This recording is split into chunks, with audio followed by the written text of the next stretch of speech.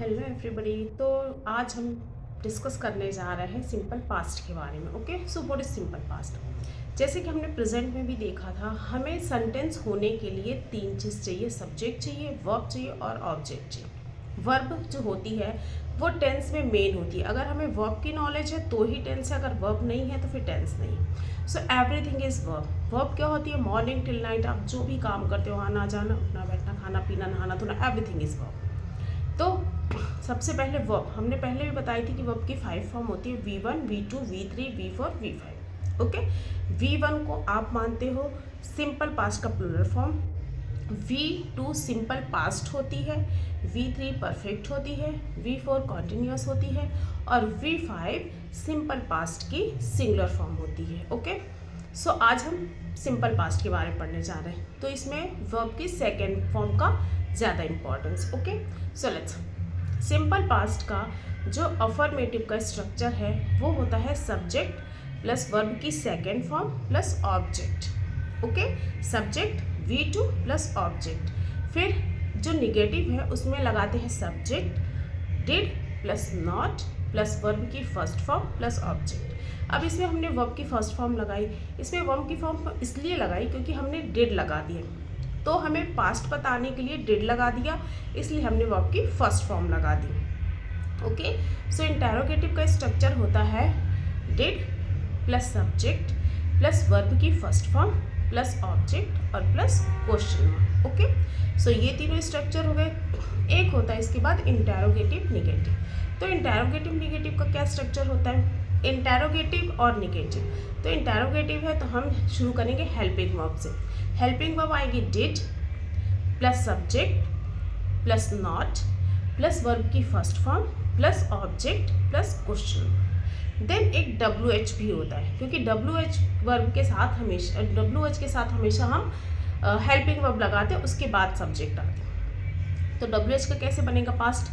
WH कोई भी, what, where, why, did. Okay, WH plus did plus subject plus V1 plus object plus question mark. Okay, so इसी तरह WH का negative भी बनता है, WH plus did plus subject plus not plus V1 plus object plus question mark. तो ये हो गए हमारे सारे स्ट्रक्चर। ओके, अब हम आते हैं एग्जाम्पल्स पर। अगर आपको क्लियर नहीं है, आप फिर से समझना चाहते हैं, तो प्लीज़ आप कमेंट ज़रूर करिए और लाइक करिए ताकि मुझे समझ में आए और मैं आगे का आपको बता सकूं। ओके, तो ये सारे हमारे स्ट्रक्चर हो गए। अब हम एग्जाम्पल्स करते हैं। ओके, तो इसका एग्जाम्पल होगा मदर कुक्ड फूड, माँ ने खाना बनाया। यानी जो बात हो चुकी है, सिंपल पास्ट का मतलब जो बात हो चुकी है उसका इससे कोई लेना देना नहीं है। Okay, so mother cooked food, माँ ने खाना बनाया, कुक्ड वर्ब की सेकेंड फॉर्म हो गई। Then mother did not cook food, माँ ने खाना नहीं बनाया, हमने डिड लगाया और वर्ब की फर्स्ट फॉर्म लगाई। डिड मदर कुक फूड, क्या माँ ने खाना बनाया? तो यहाँ पे लास्ट में हमने क्वेश्चन मार्क लगा, इसलिए जब हम बोलेंगे तो हमें ये एक्सप्रेशन लाना है कि क्वेश्चन पूछ रहे हैं। ओके, सो क्या माँ ने खाना बनाया? Did mother not cooked food, क्या माँ ने खाना नहीं बनाया? When did mother cook food, माँ ने खाना कब बनाया?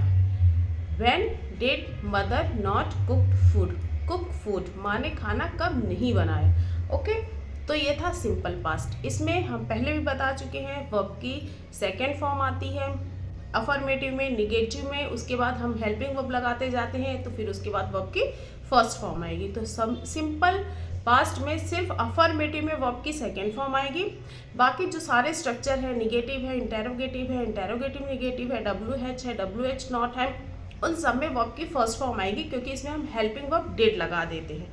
तो सिंपल पास्ट की हेल्पिंग वर्ब क्या होती है? डिड होती है। ओके, सो आई होप आपको क्लियर आ गया होगा समझ में, और अगर आप और समझना चाहते हैं तो प्लीज़ कमेंट करिए। Okay, bye bye.